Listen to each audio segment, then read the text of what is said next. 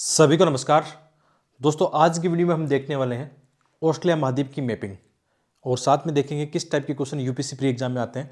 ये सीरीज आपके लिए यूपीसी प्री 2024 के लिए, इसके अलावा जो स्टेट पीसीएस इस समय यूपी पीसीएस भी एग्जाम सामने है तो वहाँ पे भी ये सीरीज काम आने वाली है। साथ में ये पीडीएफ कहाँ मिलेगी, आपको हमारे टेलीग्राम चैनल पर मिल जाएगी।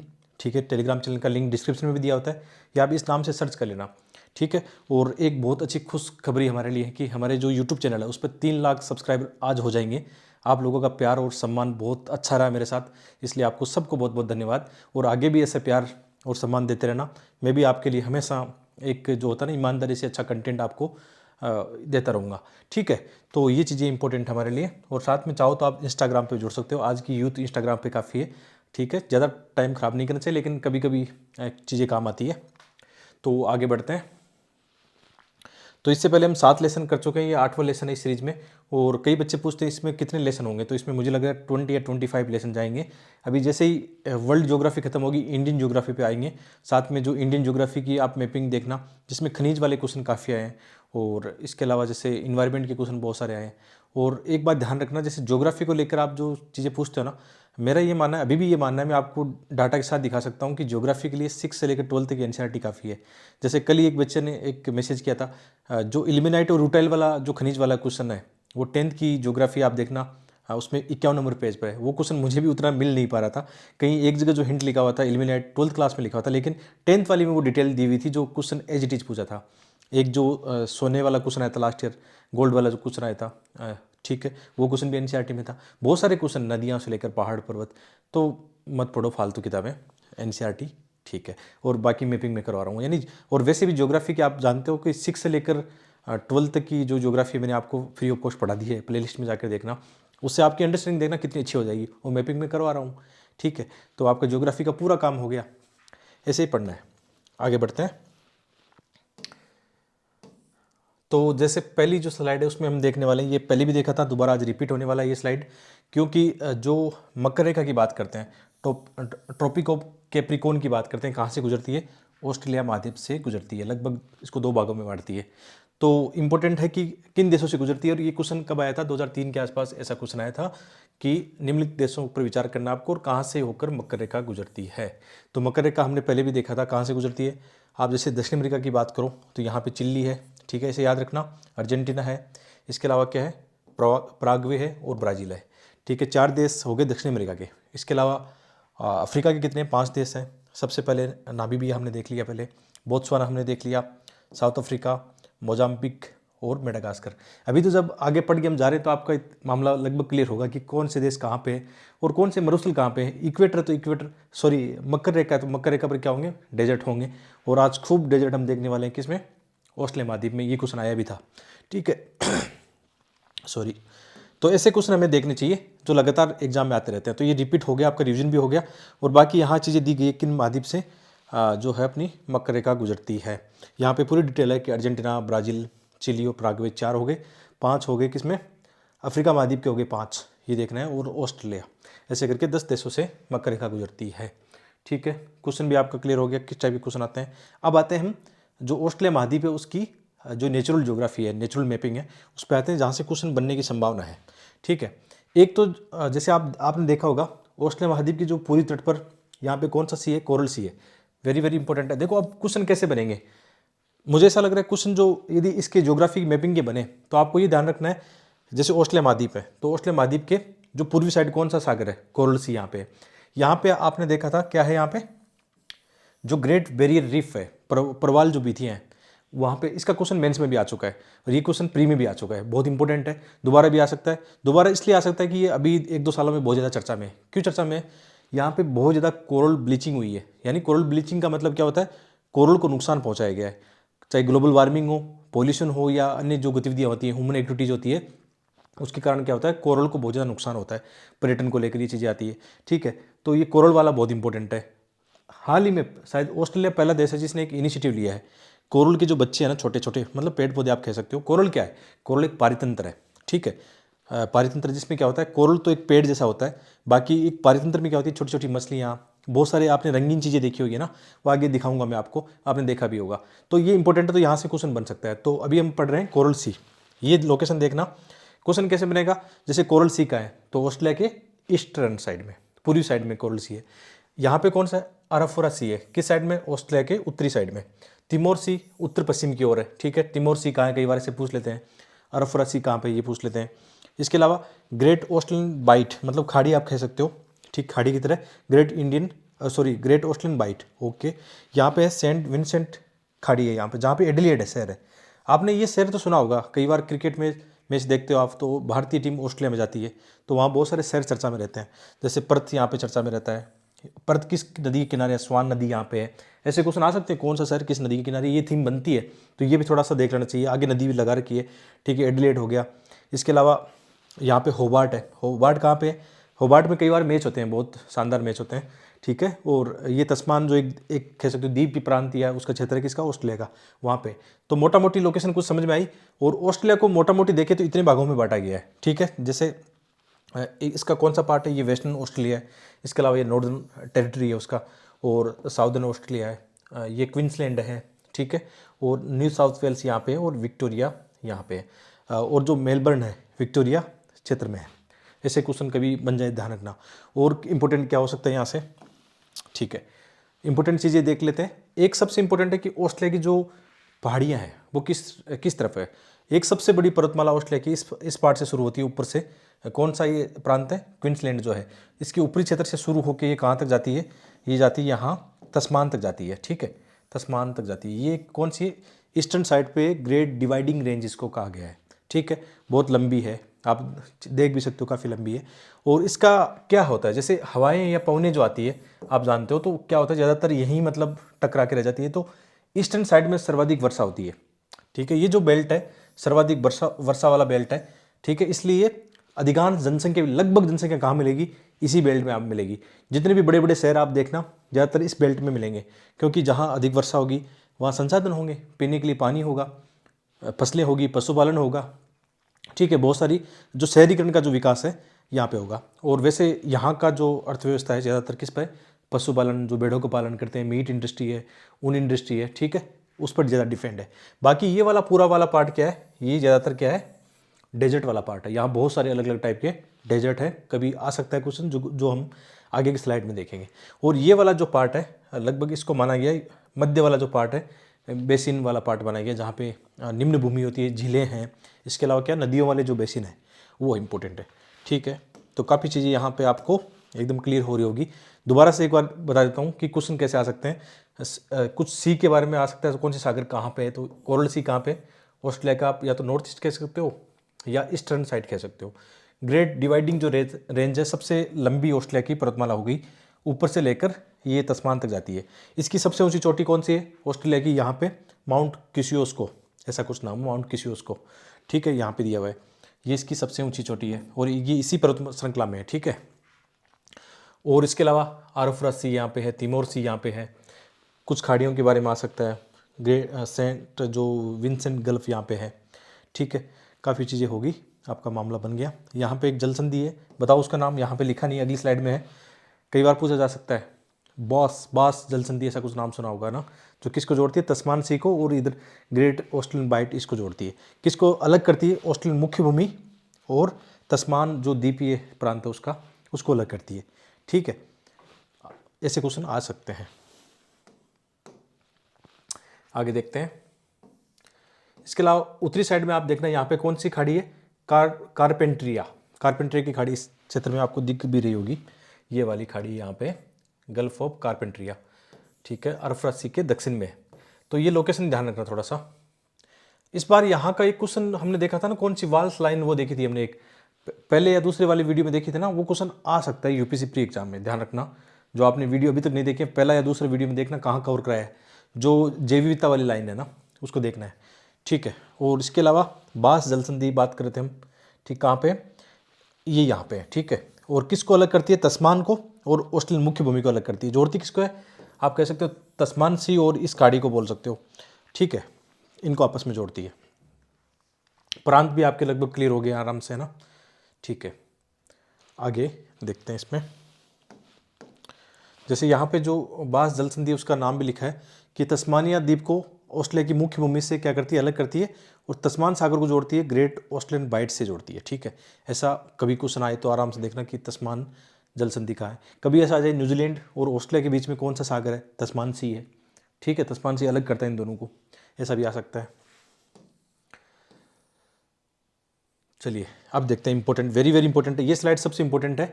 यहाँ पे क्या है, आप जो लोकेशन आपको दिख रही है यहाँ से लेकर ये लोकेशन किसकी है, ये है ग्रेट बैरियर रीफ की है। ठीक है, ग्रेट बैरियर रीफ मतलब आ सकता है ये ग्रेट बैरियर रीफ, क्वेश्चन पहले भी आए अभी भी आ सकता है। क्वेश्चन यहाँ पे लगाया भी है कि विश्व की सबसे बड़ी प्रवाल भी थी निम्नलिखित में से किस देशों में। तो ये तो बहुत आसान हो गया आपके लिए।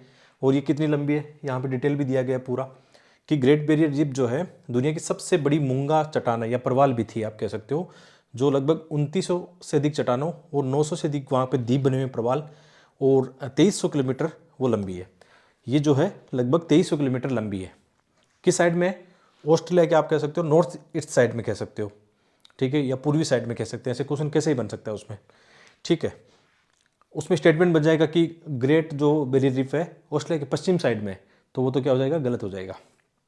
ठीक है, और ये कोरल सागर में जो क्वींसलैंड ऑस्ट्रेलिया का जो प्रांत है उसके तट पर स्थित है और काफ़ी बड़ी है। यहाँ पे काफ़ी इनिशिएटिव लिए गए हैं और ये बहुत ज़्यादा इंपॉर्टेंट है हमारे जो पारितंत्र है उसके लिए, बहुत ज़्यादा इंपॉर्टेंट है। बहुत ज़्यादा आप कह सकते हो ऑक्सीजन यहाँ से पैदा होती है, क्योंकि ये भी तो एक तरह के वन प्रकार के पारितंत्र हैं और साथ में जो कार्बन एब्जॉर्ब होता है उनमें एक बड़ा रोल होता है। तो ग्लोबल वार्मिंग में इनमें सब में इनका उनको तापमान को रिड्यूस करने का सब इसमें इंपॉर्टेंट रोल है। और ये क्वेश्चन बन सकता है कहाँ पे इसकी लोकेशन है, कौन से सागर में, ऑस्ट्रेलिया किस टाइप में, वो आपको देख लेना चाहिए। ठीक है, और ऐसा क्वेश्चन आया है भारत को लेकर आया कि भारत में प्रवाल कहाँ पे है। जैसे आप इस फोटो में देखना, प्रवाल पारितंत्र आपने देखा रिसेंटली, जैसे अंडमान हम गए थे तो वहाँ पे मुझे भी मौका मिला था प्रवाल पारितंत्र को नज़दीक से देखने का, स्कूबा डाइविंग के दौरान देखा। और बहुत ही प्यारा मतलब पारितंत्र होता है रियल में, मतलब आप पानी के नीचे होते हो, काफ़ी गहराई में होते हो, ज़्यादा मतलब 7 से 10 मीटर के आसपास की है। वो भी दाब सामान्य व्यक्ति नहीं सहन कर सकता, बहुत कानों में सीटियाँ बजने लगती है। ठीक है, तो उस समय ये नज़दीक से देखा, जैसे मछलियाँ वगैरह और भी मतलब चीज़ें वहाँ पे इंपॉर्टेंट पारितंत्र है, तो अच्छा लगा मतलब। और क्वेश्चन आ सकता है भारत में कहाँ है, तो ये ध्यान रखना भारत में कहाँ है। लक्षद्वीप तो लगभग इन्हीं का बना हुआ है। ठीक है, अंडमान में भी काफ़ी वहाँ पे है। ठीक है, और जैसे अंडमान में हेवलॉक द्वीप है, जोलीबो ऐसा कुछ क्षेत्र है और कई भी ऐसे क्षेत्र है जहाँ पे ये पारितंत्र पाया जाता है प्रवाल वाला।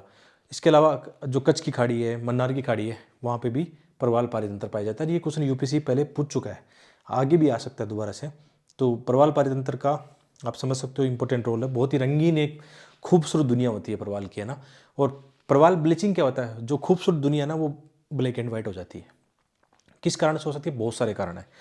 एक लॉजिक देता हूँ आपको, कई ऐसा क्वेश्चन आ जाए कि प्रवाल भित्तियाँ कहाँ है या नहीं है, तो उसका एक तो ध्यान रखना, जहाँ पे मतलब नदियाँ आके गिरती है, डेल्टा बनाती है, अवसाद लेके आती है, वहाँ प्रवाल नहीं हो सकते। विशेषकर भारत का आप पूरी तट याद करो, जहाँ पे ऊपर से महानदी, गोदावरी, कृष्णा, कावेरी नदी आती है, वहाँ प्रवाल क्यों नहीं हो सकते, क्योंकि प्रवाल जिंदा ही नहीं रह सकते। जहाँ पर ऊपर आके, जैसे यहाँ पे प्रवाल पारितंत्र है, ऊपर से आके कचरा मलबा गिरता है तो वो दब जाएंगे। ठीक है, उनका पारितंत्र नष्ट हो जाएगा। तो एक तो ये होता है कि जहाँ पे अवसाद बहुत ज़्यादा होता है, डेल्टा का विस्तार ज़्यादा होता है, वहाँ प्रवाल पारितंत्र नहीं पाया जाएगा। एक कुछ उसकी लवणता वाला होता है, आपने कभी ज्योग्राफी में देखा होगा कि मतलब एक विशेष जो लवणता का प्रकार होता है, उससे ऊपर यदि लवणता या कम जो भी होता है उसमें वहाँ पे नहीं पाया जाएगा। इसके अलावा प्रवाल पारितंत्र ज़्यादातर किस क्षेत्रों में पाया जाता है, जो उष्णकटिबंधीय क्षेत्र है, आप देखना जो ट्रॉपिकल वाला महासागरीय, इसमें देखना वहाँ पे प्रवाल पाए जाएंगे। बहुत ज़्यादा जहाँ ठंडा है वहाँ प्रवाल नहीं पाए जा सकते। तो जो महाद्वीपों के किनारे जिनकी ठंडी जलधारा है वहाँ पे प्रवाल नहीं हो सकते। बहुत ज़्यादा गर्म है तो वहाँ पे भी नहीं हो सकता, लेकिन ये समझ सकते हो आप, है ना। ऐसी लॉजिक से आप पढ़ते हो, ज्योग्राफिक एनसीईआरटी पढ़ते हो तो ऐसे पढ़ना लॉजिक से कि ऐसा क्वेश्चन बन सकता है। ठीक है, तो ये क्वेश्चन यूपीएससी के एग्जाम में कब आया था, 2006 में आया था।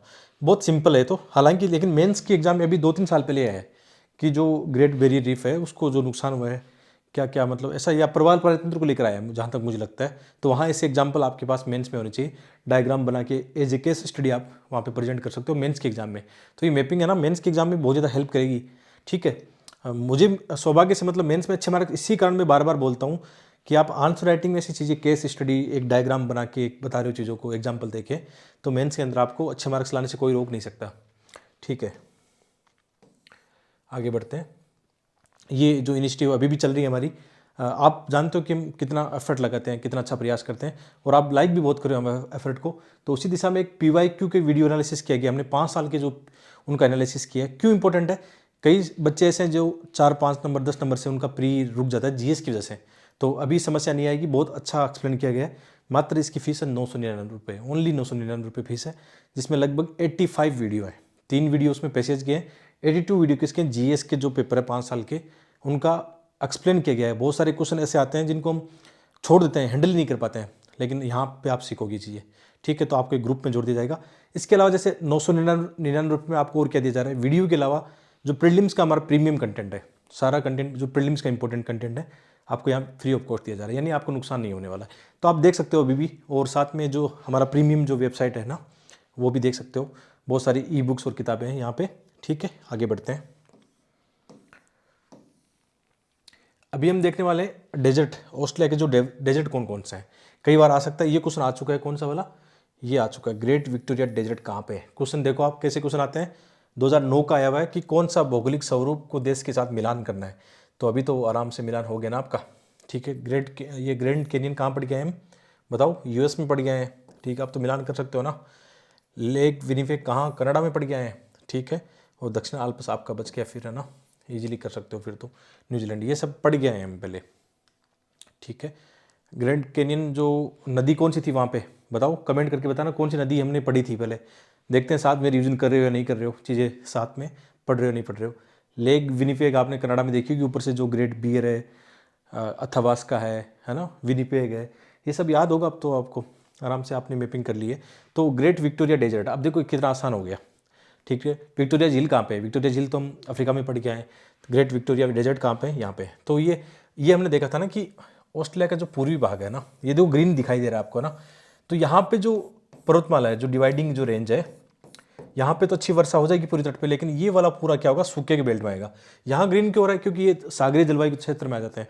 ऑस्ट्रेलिया का ये पार्ट किस में आता है? जो भूमध्य सागरीय जलवायु है उसमें आता है, ठीक है? एक चीज़ और नोटिस करने वाली है कि जैसे हमने देखा कि मकर रेखा कहाँ से गुजरती है? ऑस्ट्रेलिया के बीच में से गुजरती है। तो यहाँ पे भी कुछ घास के मैदान है, सवाना टाइप की घास के मैदान है। ऑस्ट्रेलिया में भी क्या है? सवाना टाइप की घास के मैदान है। देखो रूल क्या कहता है, सर्वाधिक जहाँ वर्षा होगी वहाँ होगा सदाबहार वर्षावन होंगे। जैसे जैसे हवाएं आगे बढ़ेगी, शुष्क होगी, वर्षा कम होगी। तो जैसे यहाँ मतलब 120 से लेकर लगभग 200 सेंटीमीटर वर्षा हो रही थी, ये घट के कितनी हो जाएगी? 60 से 70 या 80 सेंटीमीटर हो जाएगी। तो वहाँ घास ही तो मिलेगा, बड़े वर्षावन नहीं मिलेंगे। जैसे ही आगे बढ़ेगा, वर्षा 25 से 40 सेंटीमीटर हो जाएगी, तो वहाँ क्या पाया जाएगा? डेजर्ट पाया जाएगा, मरुस्थल होगा। क्योंकि मरुस्थल क्यों है? वर्षा कम है। ये लॉजिक सीधे सीधे याद रखो ना। तो यहाँ पे सवाना घास के मैदान भी इस टाइप के पाए जाते हैं। और इस तरफ जो मिलेंगे आपको, नीचे की तरफ, थोड़ा सा नीचे की तरफ कौन सा मिलेगा? डाउन्स के घास के मैदान।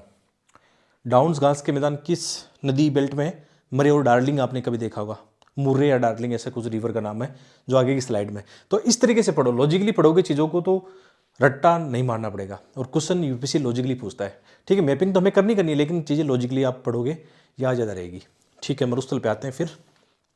तो यहाँ पे कौन सा मरुस्थल है देखते हैं। ऊपर एक क्या नाम है? तनामी डेजर्ट का नाम है यहाँ पे। ऐसे आ सकता है कि ऑस्ट्रेलिया के मरुस्थल उत्तर से दक्षिण सजाओ, तो ऐसा ध्यान रखना है, ये उत्तर से दक्षिण की ओर जाते हैं। तो इस तरीके से क्वेश्चन बन सकता है। ऐसे सोचना चाहिए कि हर क्वेश्चन ऐसा बन सकता है। हो सकता है क्वेश्चन ऐसा भी बन जाए, पूर्व से पश्चिम, पश्चिम से पूर्व, है ना? ऐसे क्वेश्चन भी बन जाए। तो यहाँ पे कौन सा? तनामी डेजर्ट यहाँ पे। यहाँ पे कौन सा? Great sandy desert. यहाँ पे है गिब्सन, यहाँ पे लिटिल सैंडी, ठीक है? यहाँ ग्रेट विक्टोरिया डेजर्ट, ओके। यहाँ पे सिम्पसन डेजर्ट, यहाँ पे क्या नाम है? तिराई डेजर्ट ऐसा कुछ लिखा है। स्टुअर्ट स्टोनी यहाँ पे लिख रखा है। और एक और है, क्या नाम है इसका?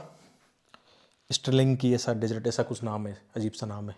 स्लाइड देख लेना बाद में, कुछ नाम इंग्लिश के अजीब से होते हैं, ठीक है? बाकी यहाँ पे लगाया हुआ है। इसका नाम जो देखा था स्टर्लिंग की, ऐसा लेक की, ऐसा कुछ नाम था इसका, ठीक है? आप देख लेना, यहाँ पे लोकेशन है। तो डेजर्ट बहुत सारे नाम आ गए, लेकिन यूपीसी इतना बाल की खाल नहीं निकालता है। जो इंपॉर्टेंट है, जो बड़े हैं, जैसे ग्रेट सैंडी आ सकता है, ठीक है? गिब्सन डेजर्ट है, ग्रेट विक्टोरिया पूछ लिया। बाकी इनके बारे में कहाँ पूछा है? नहीं पूछते हैं, ऐसी फालतू चीज़ें नहीं पूछते हैं। बहुत ज़्यादा चर्चा में रहा हो तो अलग बात है। जैसे इस बेल्ट में एक थी, वो कौन सी? यहाँ पे एक झील है, वो काफ़ी चर्चा में रही, जो ऑस्ट्रेलिया की सबसे बड़ी झील है और ऑस्ट्रेलिया का सबसे निम्न भूमि भी उसको बोलते हैं, वो काफ़ी चर्चा में रही है, ठीक है? एक साल्ट लेक ऐसा कुछ लेक है, उसके बारे में आगे दिया गया है। उसके बारे में क्वेश्चन इस साल आ सकता है। इस साल जो क्वेश्चन ऑस्ट्रेलिया महाद्वीप से पूछा जा सकता है एक तो ये पूछा जा सकता है जो प्रवाल भित्तियों वाला, क्योंकि यहाँ पे प्रयोग किए गए पहली बार, वो आगे स्लाइड में आपको दिया गया, चिंता मत करना, उसका मिल जाएगा। ठीक है, तो मैपिंग आपका हो गया। यहाँ से क्वेश्चन भी आपने देख लिया कि किस टाइप के क्वेश्चन आ रहे हैं। आगे पढ़ते हैं। लेक और इम्पोर्टेंट जो वहाँ की रिवर है, बहुत सारे इस मादी में रिवर यहाँ पे लगाई गई है, पूरा आप देख सकते हो। लेकिन क्वेश्चन ऐसे नहीं आते हैं, कोई नदी नाला पूछ ले, ऐसा नहीं आता है। जो इंपॉर्टेंट होगी वही पूछा जाएगा। जैसे एक तो इंपॉर्टेंट क्या है, ये क्षेत्र बहुत इंपॉर्टेंट है, ये वाला, ये कौन सा बेसिन है, ये मुरे डार्लिंग जो बेसिन है, वेरी वेरी मोस्ट है। और ऑस्ट्रेलिया की सबसे बड़ी नदी भी कौन सी है, मुरे। कहाँ से निकलती है, जैसे हमने ये देखा पर्वतमाला, और यहाँ जब वर्षा होगी तो इस तरफ से क्या निकलेगी, नदियाँ। ठीक है, ये नदी मुर्रे जो आके गिरती है, कौन सी, अभी कौन सी खाड़ी देखी थी हमें, देखी थी ना यहाँ पे। और यहाँ पे कौन सा शहर था, एडिलेड था वहाँ पे। ठीक है, उस खाड़ी में आके गिरती है, और ऊपर से आती है, जो डार्लिंग रिवर ऊपर से आती है, इसमें आके मिलती है। तो सबसे बड़ी नदी होगी यहाँ की मुर्रे। डार्लिंग इसकी सहायक नदी है, और भी इसकी सहायक नदियाँ देखो, यहाँ पे बहुत सारी नदियाँ दे रखा है, कई सारी नदियाँ। और ये इंपॉर्टेंट झील है जो चर्चा में रही थी इस साल, लेक आयर नाम है इसका ना। और ये एक बार मैंने आपको टेलीग्राम पे कुछ MCQ बना के भी डाला था, या यदि आपने MCQ टेलीग्राम अभी ज्वाइन नहीं किया है तो कर लेना, वीडियो के डिस्क्रिप्शन में उसका लिंक रहता है, बहुत इंपॉर्टेंट है। ये मैंने पहले, काफ़ी पहले इनके आपको MCQ बना के डाले थे, क्योंकि चर्चा में रहा था उस समय, MCQ बनाया था इनका। तो लेक आयर है, जिसे क्या नाम से जाना जाता है, इसको काटी थांडा के नाम से भी जाना जाता है, काटी थांडा लेक के नाम से भी जाना जाता है। और ऑस्ट्रेलिया की ये क्या है, सबसे बड़ी अंतर्देशीय झील है, और दुनिया की सबसे बड़ी नमक वाली झीलों में से एक है। ठीक है, लेक आयर की लोकेशन देख लो कहाँ पे आ सकता है, और ये निम्न भूमि क्षेत्र है यहाँ पे। ऐसा भी आ सकता है कौन सी नदी इसमें आके गिरती है, तो देखो अलग अलग नदियाँ दे रखी है, एक अलजेब्रा दे रखी है इसमें, ठीक है, कूपर नाम से दे रखा है, यहाँ पे एक आयर भी दे रखी है। ऐसे क्वेश्चन आ सकते हैं कभी बने तो, बाकी इतना ज़्यादा डीप नहीं जाना। ठीक है, यहाँ पे कौन सी स्वान नदी है, पर्थ जो शहर अभी देखा था हमने, स्वान रिवर वहाँ पे बहती है। ठीक है, एडिलेड शहर यहाँ पे, उसके बगल से कौन सी बहती है, ये होगी मुरे रिवर हो गई। ठीक है, तो मुरे डार्लिंग जो बेसिन है यहाँ का बहुत इंपॉर्टेंट बेसिन क्षेत्र हो गया, एक अच्छा पारितंत्र हो गया, क्योंकि बेसिन बहुत सारी यहाँ पे आप कह सकते हो बहुत सारी अच्छी फसलें होती हैं, पशुपालन होता है, घास का मैदान डाउन्स वाला एरिया नीचे है। ठीक है, तो ये इंपॉर्टेंट हो गया मुरे डार्लिंग, और यहाँ का जो लेक आयर है ये आपको देखना चाहिए। ठीक है,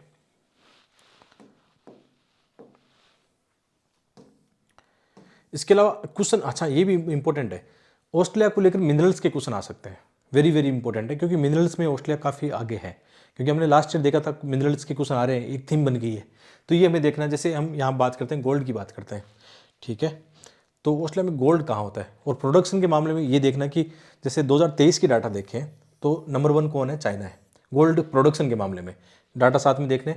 तो मैं आपको ये बात बोल रहा था ना कि हम केवल मैपिंग नहीं कर रहे हैं, हम करंट में और भी चीज़ें आती हैं। ठीक है, बहुत सारी चीज़ें आयात निर्यात में, व्यापार में चीज़ें चर्चा में रहती है, वो भी साथ में देख रहे हैं। ठीक है, तो इनको आप केवल मैपिंग मत मानना, इसलिए मैं बोल रहा हूँ कि आपके 10-15 क्वेश्चन आपकी रेंज में होंगे। ठीक है, केवल मैपिंग नहीं है, मैपिंग के साथ बहुत सारा वैल्यूएशन यहाँ पे दिए गए हैं। ठीक है, तो 2023 में क्या है, चाइना क्या रहा है, गोल्ड में प्रोडक्शन में आगे रहा है, दूसरा ऑस्ट्रेलिया, तीसरा रसिया, और चौथा कनाडा। यहाँ पे गोल्ड प्रोड्यूसिंग कंट्रीज है टॉप। ठीक है, ध्यान रखना, ऑस्ट्रेलिया कौन सा हो गया, सेकंड स्थान ऑस्ट्रेलिया का किसमें, गोल्ड प्रोडक्शन में है। ठीक है, इसलिए ये इंपॉर्टेंट आ सकता है ऐसा क्वेश्चन। ओके, और गोल्ड सबसे ज़्यादा ऑस्ट्रेलिया में कहाँ निकलता है, 2 इंपॉर्टेंट खाने हैं जो किस पार्ट में, ऑस्ट्रेलिया का जो वेस्टर्न पार्ट है, अभी हमने डेजर्ट वाला एरिया देखा था, वहाँ पे 2 कौन सी इंपॉर्टेंट खाने, एक तो कालगुरली, एक है कुलगाड़ी। ठीक है, वेरी वेरी मोस्ट है ये, वेरी वेरी मोस्ट में आएगा। कौन सी आ सकता है, ये रीजन किस लिए जाना जाता है, और ये रीजन मतलब यहाँ पे लिथियम यूरेनियम वाला भी क्षेत्र काफ़ी है। तो ऑस्ट्रेलिया के लिए तो जो डेजर्ट है वरदान है उनके लिए, बहुत सारे मिनरल्स यहाँ पे पाए जाते हैं। ठीक है, तो इनकी बात करें थे हम।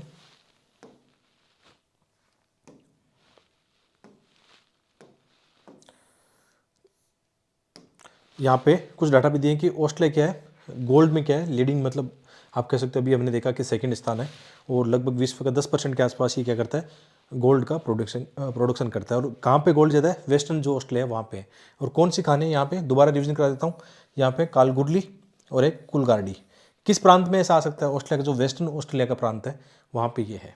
ठीक है, तो ये इंपॉर्टेंट है कि गोल्ड में कहाँ पे क्या होता है। आगे बढ़ते हैं, ये भी बहुत इंपॉर्टेंट है, ये हमने पहले भी देखा था। लिथियम को लेकर आजकल चीज़ें चर्चा में है, याद रखना जो क्रिटिकल मिनरल्स हैं उनको लेकर क्वेश्चन आए हैं, आ सकते हैं। तो लिथियम जो है बहुत इंपॉर्टेंट रोल, आप जानते हो कितना बड़ा रोल है बैटरी निर्माण में इनका।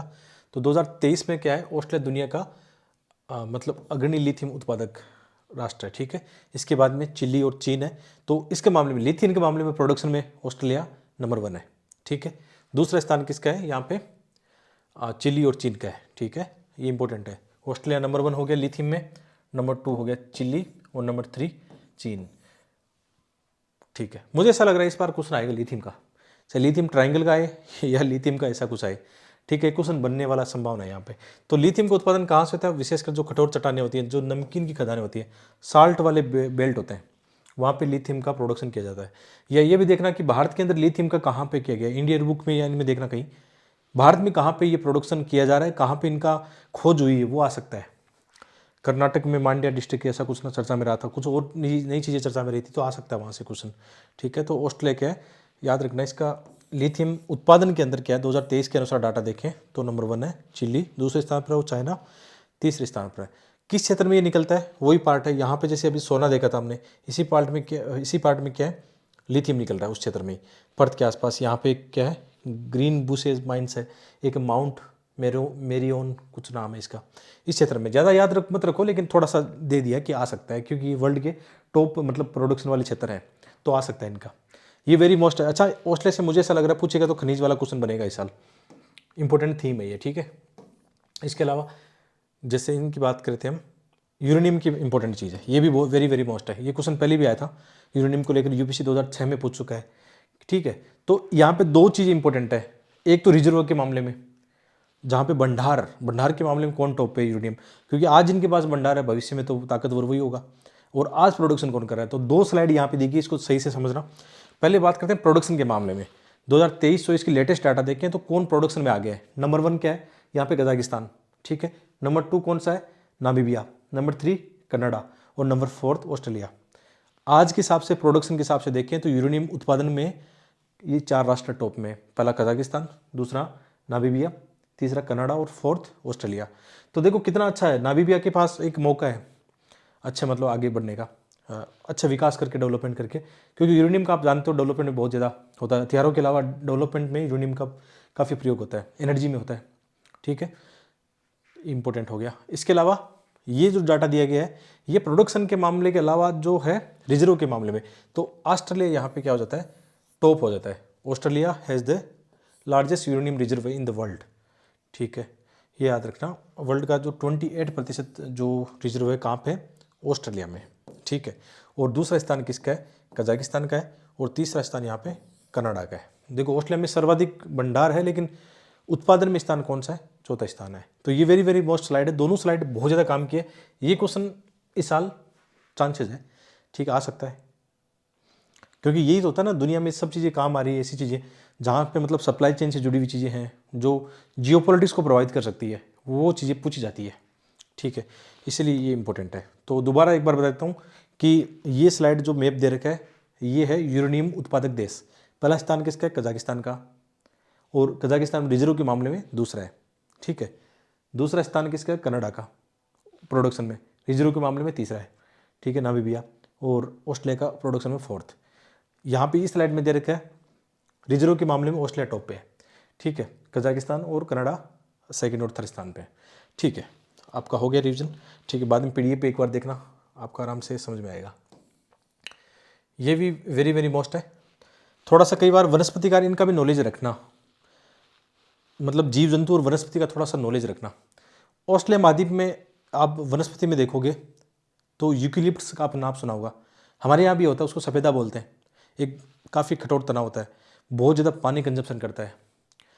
जैसे मैं अपने बचपन की बात बताऊं तो जैसे हमारे यहाँ काफ़ी अच्छा पानी था, पहले क्यारियाँ और धोरों से हम सिंचाई करते थे, तो उनके किनारे जो सफ़ेदा होता है, आपने देखा होगा सब जगह होता है, यूकेलिप्टस उसको बोलते हैं, हमारे यहाँ सफ़ेदा ही बोलते हैं उसको। एक काफ़ी लंबा खड़ा पेड़ होता है कठोर तने वाला, तो उसको पता नहीं यहाँ क्यों लगा दिया लाके, क्योंकि वो तो इतना पानी कंजप्शन करता है, वो पानी खींच लेता है पूरा, ठीक है। ऑस्ट्रेलिया में तो चलो इस तरफ काफ़ी ज़्यादा पानी है यहाँ पे, तो यूकेलिप्टस के पेड़ काफ़ी ज़्यादा पाए जाते हैं, लेकिन वो ऑस्ट्रेलिया का ही प्राकृतिक है, भारत का प्राकृतिक नहीं है वो। तो ऑस्ट्रेलिया महाद्वीप की थोड़ा बहुत आपको जलवायु वगैरह पता हो तो आप इससे आइडिया लगा सकते हो। जैसे इस वाले पार्ट में जो सदाबहार वन पाए जाएंगे, या मतलब आप कह सकते हो जो यूकेलिप्टस के पेड़ है सर्वाधिक इस पार्ट में पाए जाएंगे।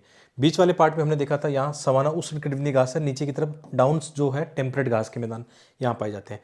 और इस बेल्ट में क्या पाए जाते हैं? जो डेजर्ट वाली जो वनस्पति है, नागफनी या और कुछ जो है मरुस्थलीय जो वनस्पति है वो पाई जाएगी। ठीक है, इस वाले बेल्ट पे यहाँ पे कौन सी जलवायु है, यहाँ पे भूमध्य सागरीय जलवायु। ये हमने पहले भी देखा था कि भूमध्य सागरीय जलवायु कहाँ पाई जाती है। ठीक है, ये कैसे, मतलब आपने उसका रूल पढ़ा था ना कि क्या होगा, ग्रीष्मकालीन सूखा होगा, शीतकालीन वर्षा, हमने देखा था पहले। ठीक है, तो कभी आ सकता है कि भूमध्य सागरीय जलवायु के क्षेत्र कहाँ है।